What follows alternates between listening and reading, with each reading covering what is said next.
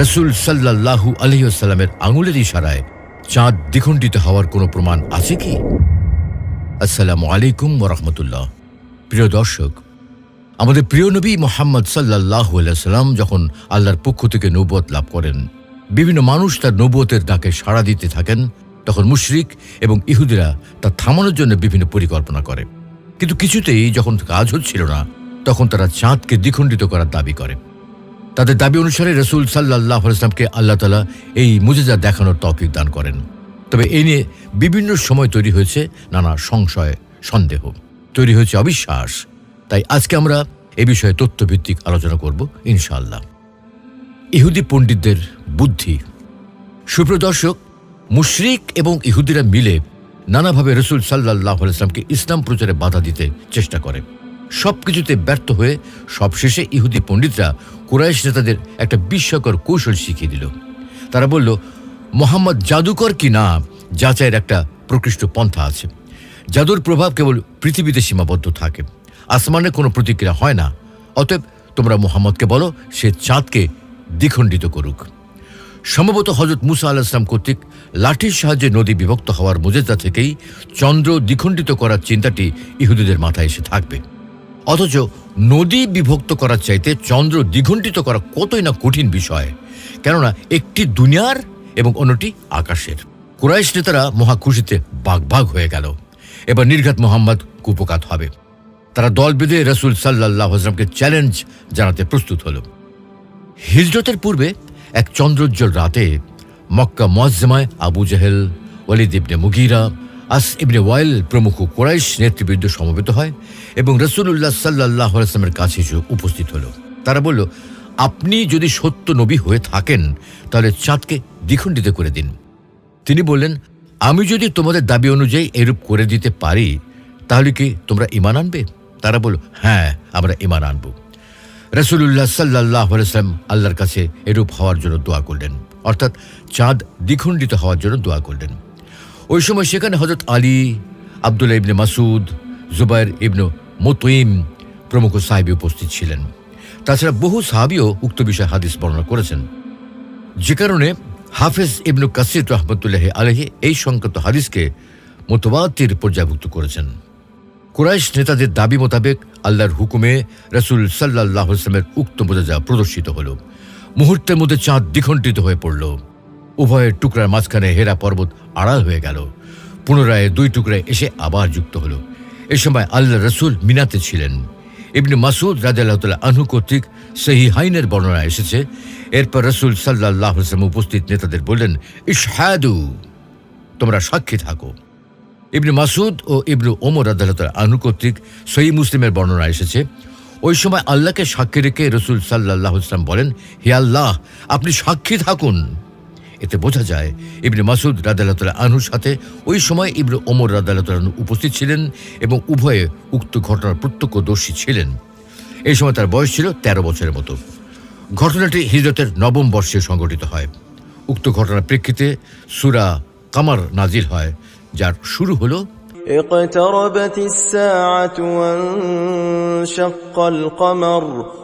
মহাপ্রলয়ের সময় আসন্ন এবং চন্দ্র বিদীর্ণ হয়েছে। এত বড় ঘটনা চাক্ষুষ দেখা সত্ত্বেও কুরাইশ নেতারা ঈমান আনলেন না। পরে বিভিন্ন এলাকা থেকে আগত লোকদের কাছেও তারা একই ঘটনা শোনেন। ইবনে মাসউদ রাদিয়াল্লাহু আনহু বলেন, তারা বলল, এটা আবু কাবশার পুত্র মুহাম্মদের জাদু। সে তোমাদের জাদু করেছে। তোমরা বহিরাগত লোকদের জিজ্ঞাসা করো, কেন মুহাম্মদ একসঙ্গে সবাইকে জাদু করতে পারবে না। অতএব বহিরাগতরা বললে সেটাই যথার্থ হবে, নইলে এটা সির্ফ জাদু মাত্র। কুরাইশরা চারদিক থেকে আসা মুসাফিরদের জিজ্ঞেস করলেন। তারা সবাই এই দৃশ্য দেখেছেন বলে সাক্ষ্য দিলেন, কিন্তু জিদ ও অহংকার তাদেরকে ঈমান আনা থেকে বিরত রাখল।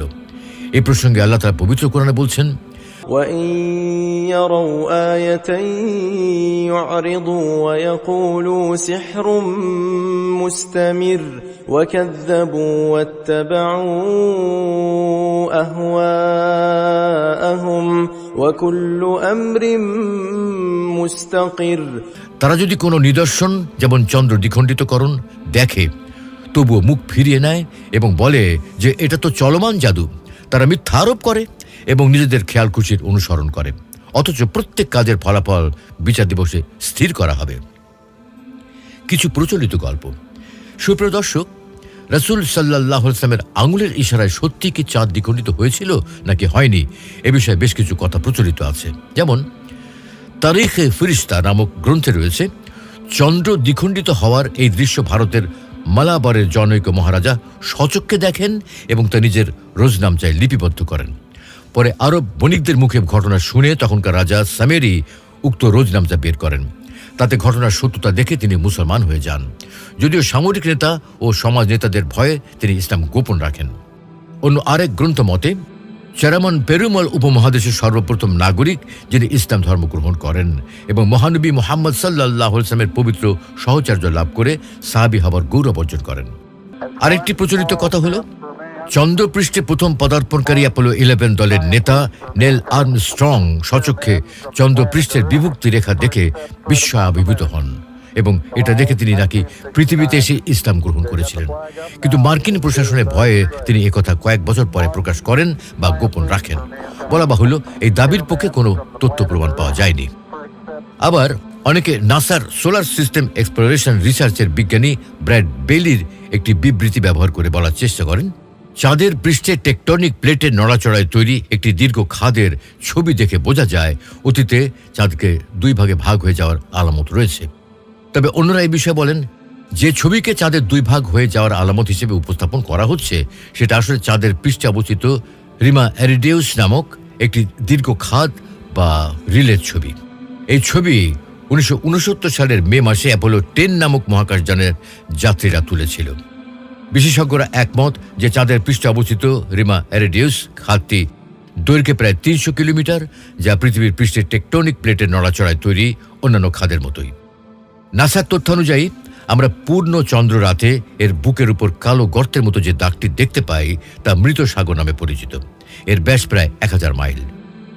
1969 সালে অ্যাপোলো 11 নামের একটি মার্কিন মহাকাশযানে চড়ে মানুষ সর্বপ্রথম চাঁদে অবতরণ করে। এর আগেও চাঁদ সম্পর্কে স্পষ্ট ধারণার জন্য অ্যাপোলো 10 নামের রকেট চাঁদে পাঠানো হয় চাঁদের সর্বাধিক ছবি তুলে আনার জন্য। ওই সময় চাঁদের যে ছবি এলো এতে দেখা যায় চাঁদের বুক চেড়ে একটি ফাটল বিদ্যমান। ফাটলটি লম্বায় 200 কিলোমিটারেরও বেশি এবং চওড়ায় 3 কিলোমিটার। বিজ্ঞানীগণ এর নাম দিয়েছেন হাইজিনাস রিলি। এ ব্যাপারে লরেন্স ফিজরেজ তার চাঁদের বুকে মানুষ বইতে উল্লেখ করেছেন, চাঁদের ওই স্থানটি বহু বছর আগের কোনো ফাটল উপত্যকার ধ্বংসাবশেষ। এটি পরবর্তী সময়ে লাভায় পরিপূর্ণ হয়ে যায়। এই ফাটল চাঁদে আগ্নেয়গিরির সক্রিয়তার ইঙ্গিত দেয়। সুপ্রিয় দর্শক, এতক্ষণের আলোচনা থেকে বোঝা যায় চাঁদে যে ফাটল আছে সেটা বিভিন্ন তথ্যপত্রে জানা যায় এবং সেই ফাটল নিয়ে বিভিন্ন বিজ্ঞানীদের বিভিন্ন রকম মন্তব্য রয়েছে। বিজ্ঞানীরা ধারণা করছেন চাঁদের বুকে কোনো গ্রহাণু আছড়ে পড়ার কারণে সেখানে পাথরের দীর্ঘ ভাঁজ সৃষ্টি হয়েছিল। নাসার প্রাপ্ত তথ্য উপাত্ত এবং চিত্রে পাওয়া যায় এই ফাটলের চিহ্ন, যা বিভিন্ন বৈজ্ঞানিক প্রবন্ধে নাসার বিভিন্ন বিজ্ঞানীরা আলোচনা করেছেন। অর্থাৎ আমরা দেখতে পাচ্ছি বিজ্ঞানীগণ চাঁদে ফাটলের অস্তিত্ব পেয়েছেন, যদিও তারা চন্দ্র বিদীর্ণ হওয়ার ঘটনা স্বীকার করেননি। যুক্তির আলোকে সত্যতা যাচাই। যে কোনো ঘটনা দীর্ঘদিন পরে তার সত্যতা যাচাই করা কিন্তু অত্যন্ত কঠিন হয়। তবে যুক্তির আলোকে বিষয়ের যৌক্তিকতা এবং সত্যতা যাচাই অসম্ভব নয়। তাই প্রশ্ন হলো, সেই ঘটনা যখন ঘটেছিল তখন কি এটি মিথ্যা? এমন দাবি কোনো মুশরিক করেছিল নাকি বলেছিল মুহাম্মদ সাল্লাল্লাহু আলাইহি ওয়াসাল্লাম জাদুকর? উত্তর হচ্ছে, পবিত্র কোরআনের সূরা কামারের প্রথম 2 আয়াতে এই সম্পর্কে বলা হয়েছে, মহাপ্রলয়ের সময় আসন্ন এবং চন্দ্র বিদীর্ণ হয়েছে। পরের আয়াতে বলা হয়েছে, তারা কোনো নিদর্শন সরাসরি দেখলেও মুখ ফিরিয়ে নেয় এবং বলে, এ তো চিরাচরিত জাদু। অর্থাৎ আরবের মুশরিকরা এই মুজিজা অস্বীকার করে একে জাদু বলে অভিহিত করে। কিন্তু উপস্থিত ইহুদিরা চাঁদ 2 ভাগ হওয়ার ঘটনা ঘটার সঙ্গে সঙ্গেই ইসলাম ধর্ম গ্রহণ করে। কিন্তু আবু জাহল বলে ওঠে, মুহাম্মদ তোমাদের জাদু করেছে। তাই যারা বিদেশে গেছে তারা ফিরে এসে সমর্থন জানালে তখন বুঝবো এটা সত্য নাকি মিথ্যা। বিদেশ থেকে আসা লোকেরা দেশে ফিরে এসে এই ঘটনার সত্যতা সমর্থন করলেও আবু জাহল বলে তিনি গোটা পৃথিবীর সব লোককে নজরবন্দি করেছেন। অর্থাৎ আবু জাহেল সহ সকল মুশরিক নেতারা রাসূল সাল্লাল্লাহু আলাইহি ওয়াসাল্লামকে এই ঘটনার জন্য জাদুকর বলেছিল। যদি জাদুকর দাবি করে থাকে তবে এটা কি প্রমাণ হয় না যে ঘটনাটা বাস্তবে ঘটেছিল এবং মুশরিকরা এই মুজিজাকে জাদু ভেবেছিল? অবশ্যই প্রমাণ হয়, কারণ এত বড় একটা ঘটনা যে ইসলাম প্রচারে ব্যাপক প্রভাব ফেলেছিল, তার কোনো বিরোধিতা করেনি কোনো মুশরিক, বরং তারা সত্যটা মেনে নিয়েছিল ঠিকই, কিন্তু মুহাম্মদ সাল্লাল্লাহু আলাইহি ওয়াসাল্লামকে নবী না মেনে জাদুকর বলেছিল। যদি ঘটনা মিথ্যা হতো তবে অবশ্যই তারা বলতো মুহাম্মদ মিথ্যাবাদী। আর এটাই হতো ইসলাম ধ্বংসের অন্যতম কারণ, কেননা তখন তারা সকল মুসলমানকে বলতো, তোমাদের নবীকে বলো আবার সকলের সামনে চন্দ্র দ্বিখণ্ডিত করে তার বক্তব্যের প্রমাণ দিতে।